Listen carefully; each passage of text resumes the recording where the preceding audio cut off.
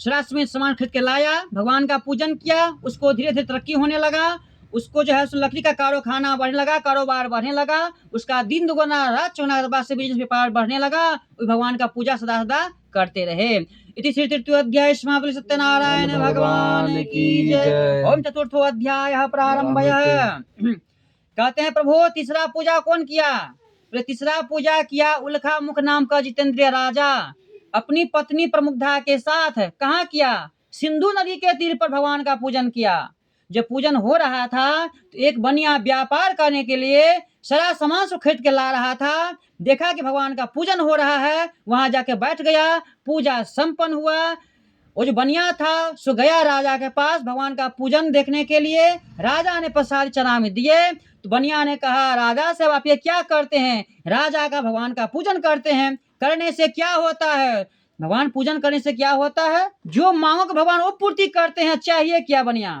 बोले प्रभु राजा साहब मैं तो जाति का बनिया हूँ, मेरे पास धन संपत्ति का कोई कमी नहीं है, एक कमी है कि मेरे धन को रखने वाला कोई मेरे पास संतान नहीं है। बोले तुमको संतान होगा तो भगवान पे विश्वास करो, बिना विश्वास का कुछ नहीं मिलता है। विश्वास करो, भगवान से मांगो, भगवान से नहीं मांगोगे तो कुछ नहीं मिलेगा। अगर भगवान से नहीं मांगोगे तो किससे मांगोगे? कोई दूसरा देगा? नहीं देगा। अगर मांगना है तो भगवान से मांगो, श्रद्धा भक्ति हृदय सच्चा हृदय से मांगो, जरूर मिलता है। प्रसाद चनामित राजा ने दिए। राजा कहे बनिया ऐसा करो, तुम्हारा पत्नी है? पत्नी है। क्या नाम है? तो राजा उसका पत्नी का नाम था लीलावती। लीलावती को जाओ प्रसाद चनामित ग्रहण करा देना, तुम भी प्रसाद चनामित ग्रहण कर लेना, भगवान तुम्हारे घर में खुशहाली करेंगे। जब खुशहाली होगा तुम भगवान का पूजन ऐसे ही करना जैसे मैं करता हूँ भगवान का पूजन। तो बनिया ने प्रसाद चनामित लिया, ग्रहण किया, खुद भी जाकर अपनी पत्नी लीलावती को ग्रहण करा दिए। लीलावती गर्भवती हो गई। 10वां महीना आने पर अति सुंदरी एक लक्ष्मी जैसा बेटी का जन्म हुआ, उसका नामकरण किया गया तो नाम उचरा कलावती। जैसे चंद्रमा बढ़ते हैं ऐसे ही उसका बेटी धीरे धीरे बढ़ने लगी, माता पिता सभी को खुश रखने लगी, अपने अड़ोस पड़ोस सौ समाज को भी खुश रखने लगी, उनका नाम चलने लगा। अब जो है सो लीलावती कही अपने पति देव से भगवान का पूजन कर लीजिए। ऐसा दिन नहीं था घर में किस भगवान का दया से ऐसा बेटी प्राप्त हो गया है। उनके पति कहते अभी नहीं, एक के बार बेटी के शादी में ही भगवान का पूजन कर लेंगे।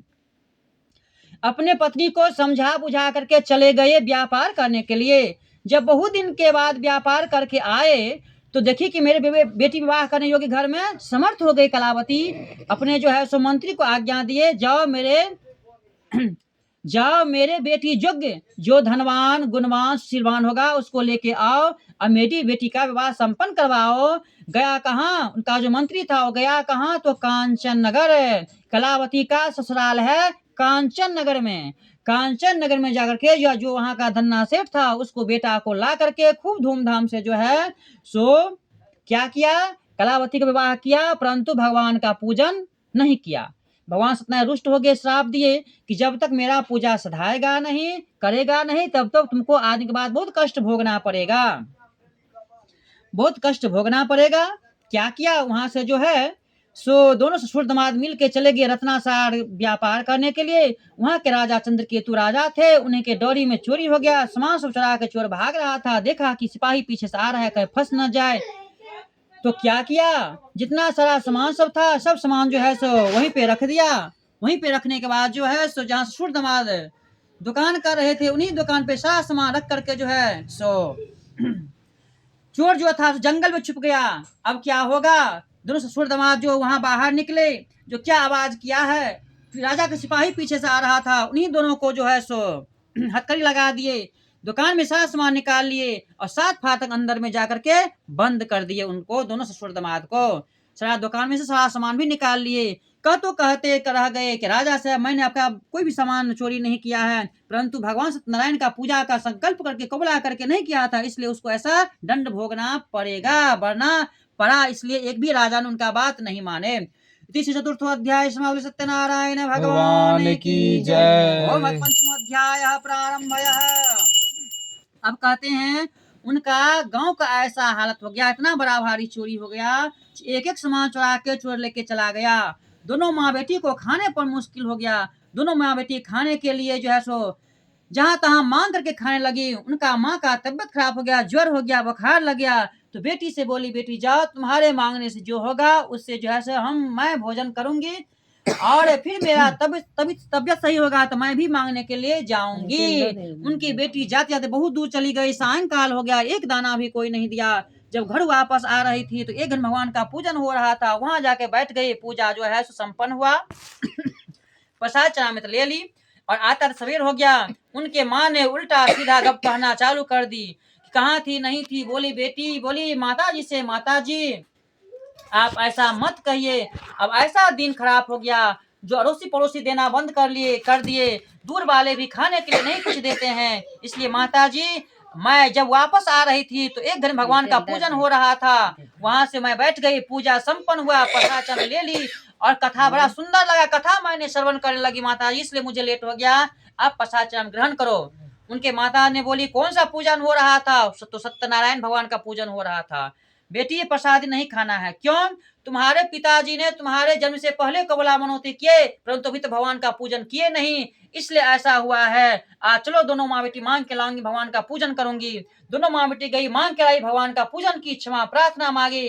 जब ये क्षमा प्रार्थना मांगी, भगवान सत्यनारायण तो दयालु होते, दया के सागर होते हैं। तुरंत राजा को सपना दिए, हे चंद्रकेतु राजा, तुमने जो दोनों ससुरवाद को बंद करके जेल में रखा है, उसको बाहर करो, दुन्ना लगा के धन दो, नहीं तुम्हारा धन को, राजपाट को सत्यानाश कर देंगे। राजा सवेरे सवेरे उठे, मंत्री को आज्ञा दिए और जो है सो बोला कि दोनों को बाहर निकालो और दुन्ना लगा के धन दो, इसको परिपूर्ण कर दो, यहाँ से खुश होके बनिया जाना चाहिए। क्या किया? सभी से मंत्री उठ करके जो है सो दोनों को बाहर करके नया वस्त्र दिए, आभूषण दिए, नख कटा करके, जितना दिन उनका दुकान बंद हुआ था, दुन्ना लगा के धन दिए। वहां से राजा को प्रणाम करके दोनों बनिया वहां से ससुर दामाद अपना घर को प्रस्थान किए। इति श्री पंचम अध्याय समापन सत्यनारायण भगवान की जय। ओम अष्टोध्याय प्रारंभयः।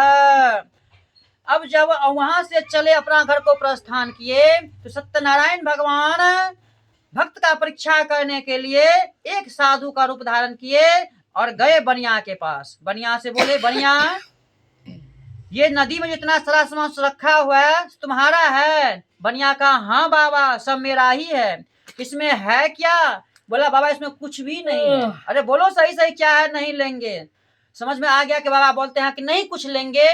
तो बोला, बाबा इसमें लती फती घास भूसा है। लती फती घास भूसा है? हाँ बाबा। चलो सत्य है, यही तुम्हारा सत्य, तुम जो बोला सो सत्य हो, तुम ज्यादा करके अधिक करके ले जाना।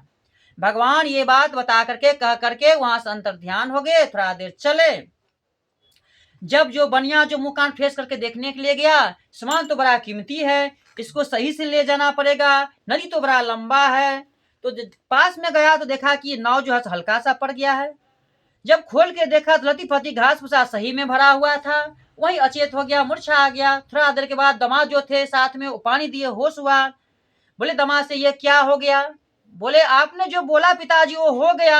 आप ही ने बोला कि लती फती घास भूसा है, इसमें आश्चर्य करने का क्या बात है? ये कैसे हो गया? बोले, आपको जो पूछने आए थे इसमें क्या है, वो कुछ दूसरा नहीं थे, सत्यनारायण भगवान थे, सत्य रूपी साधु बन के आए थे। ऐसे ही नियम है, जो सत्य बराबर धर्म नहीं, झूठ बराबर पाप।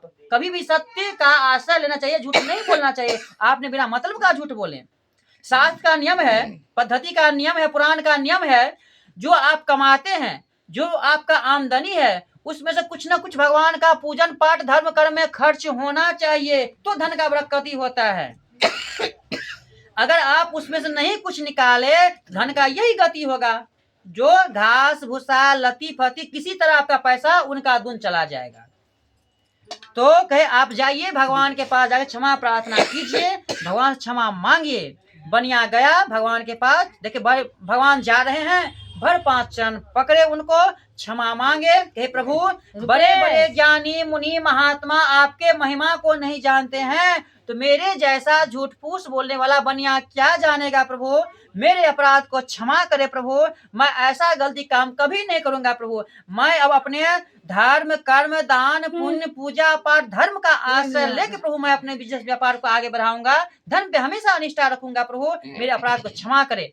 भगवान दयालु के सागर होते हैं, क्षमा कर दिए। बनिया आया वापस नदी के पास, उनको सारा सामान मिल गया, नदी को पार किया, अपने नौकर को स्टाफ को बोला कि जाओ मेरे घर पे लीलावती कलावती को बोल देना आपके पति दामाद बहुत सारा सामान सब लेके आए हैं, सो आप चलिए। उस समय में उनके घर में भगवान का पूजन हो रहा था। उनके माँ ने आधा कथा पस से उठ के आ गई, उनकी बेटी ने प्रसाद चढ़ामित नहीं खाई, वो भी आ गई। जितना धन संपत्ति था सब पानी में डूब गया, हाहाकार मच गया। तो आकाशवाणी हुआ, क्यों ये लोग रोना पिटना चालू कर दी, न जाने कौन देवता को मैंने अपराध किया जो मेरे साथ ऐसे हो गया। तो आकाशवाणी हुआ, तुमने आधा कथा पर से उठ के आ गई है और तुम्हारे बेटी ने प्रसाद चढ़ा में नहीं खाई, वो भी आ गई, धन के लोभ से अपने पति और दामाद के लोभ देख करके आ गई। पूजा जो है सो विघ्न पड़ गया, पूजा में पूजा पूर्ण नहीं हुआ। पूजा पूर्ण तब होता है जब आप पूजन करके चरणामृत लिए, जब तक आपने चरणामृत नहीं लिए तब तक पूजा पूर्ण नहीं होता है।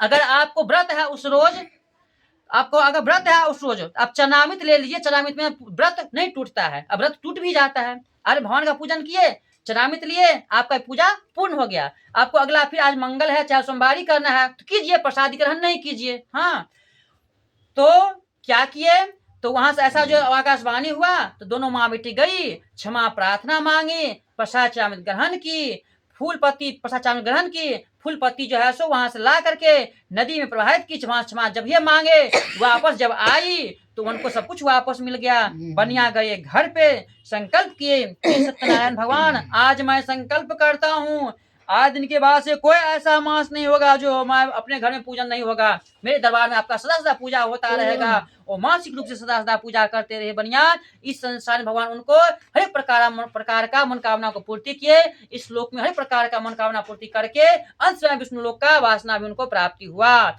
इति श्री षष्ठोऽध्याय समाप्त। सत्यनारायण भगवान की जय। चतुर्थोऽध्याय सप्तमोऽध्याय प्रारंभः। कहते हैं अब जो है सो एक तोंधज नाम का राजा था। राजा गया जंगल में शिकार खेलने के लिए। जब शिकार खेल के थक गया तो वहां एक बट का वृक्ष था, वहां जाके राजा ने बैठ गया। शिकार खेल के थक गया तो जब बैठ गया राजा ने वहां, तो क्या हुआ, तो वहां जब पास में ही जंगल में अहिर ग्वाली से भगवान का पूजन कर रही थी। राजा को प्रसाद चरणामृत देने के लिए गई, राजा ने प्रसाद चरणामृत नहीं लिए, भगवान को प्रणाम तक नहीं किए। क्यों? उनको अहंकार हो गया था कि हम तो राजा हैं, मेरे पास खोवा नेवा मिश्री मलाई माखन फल तो कोई ले नहीं जाता है, इसका ये कटा हुआ प्रसादी मैं ग्रहण कर लूं, क्या कहेगा जंगल में कोई देखेगा तो। राजा ने प्रसाद चरण ग्रहण कर लिया, उसको भूख लग गया था क्या, तो राजा ने आ गया घर पे। उसको 100 संतान था, सबका तबियत खराब हो गया, सब जो है सो धरती पकड़ लिया, बिछावन पकड़ लिया, बेड पर सो गया। जितना धन संपत्ति था सब पानी में जाने लगा, तहस नहस हो गया, सब राजों का चौपट होने लगा, बंद होने लगा। राजा को अब तो जो है सो सोच में आ गया, ये तो कैसे हो रहा है, सब का धंधा बंद हो रहा है, चलो चलते हैं ज्ञानी जन को पूछते हैं। ज्ञानी जन कहा आपने भगवान के साथ कहीं भारी गलती किए हैं इसलिए ऐसा हुआ है, अब अगर थोड़ा गलती कीजिए तो भगवान माफ कर देते हैं। कैसे? एक माता का 2-3 बच्चा होता है, संतान रहता है, अगर वो गलती कर दे कितनों जो है शरीर में धूल मिट्टी लगा रहे, अगर वो अपने माँ या पिता को गर्दन पकड़ के कोरा में आ जाए तो भले एक बार दो बार झटक दे परंतु वो ले लेते हैं। क्यों? तो अगर एक माता पिता एक इंसान हो करके, मानव हो करके 2-4 बच्चा का जन्म देकर इतना माया है, तो जिसने संसार को रचा है, संसार को सृष्टि किया है, उसके पास कितना माया होगा। इसलिए अगर आप थोड़ा गलती किए तो माफ कर देते हैं, अगर ज्यादा गलती पे गलती करते गए, आपको पाप धर्म से डर नहीं होता है, कि धर्म क्या है नहीं है, भगवान को आप मानते ही नहीं है, जानते ही नहीं है, तो जो करते हैं सब मैं करता हूँ, तो भगवान नहीं छोड़ते हैं, तो भगवान नहीं छोड़ते हैं। ऐसा जो है सो मैथिली में कहा जाता है कि दैव न मारे डांग से कि दियो कुपत चढ़ाए। भगवान लाठी डंडा से नहीं मारते हैं, रास्ता से पुरस्ता चला देते हैं, आप मार खाते रहो कितना खाओगे, आपको संभालने वाला कोई नहीं होगा इस संसार में। इसलिए भगवान से डरना चाहिए, भगवान को मानना चाहिए। तो राजा ने ज्ञानी जन के कहे अनुसार जंगल में गए, अहीरों के साथ भगवान का पूजन किए, क्षमा प्रार्थना मांगे, प्रसाद चरामित ग्रहण किए, प्रसाद चरामित लेकर के अपने सब बच्चा को दे दिए, भगवान का नाम लेकर सब उठ के खड़ा हो गया। फिर उनको जो है पहले की तरह राजों का चलने लगा, उनका जो है सो भगवान के प्रति श्रद्धा भक्ति जगा, भगवान का पूजन श्रद्धा भक्ति से वो भी करते रहे। वही पूजा जो भी प्राणी इस कलयुग कल काल में करते हैं, श्रद्धा भक्ति भगवान के प्रति विश्वास रखते हैं, उनको इस लोक में धन धन्यादि पुत्र पुत्रादि सदा सुखी संपत्तिशाली बने रहते हैं। भगवान सत्यनारायण अपना कृपा उनके स्वस्थ परिवार के ऊपर सदा सदा बरसाते रहते हैं। इति सप्तमोऽध्याय समाप्त। सत्यनारायण भगवान पूजन संपूर्ण कथा समाप्त। बोले सत्यनारायण भगवान की जय। राजा रामचंद्र भगवान की जय। वृंदावन बिहारी लाल की जय।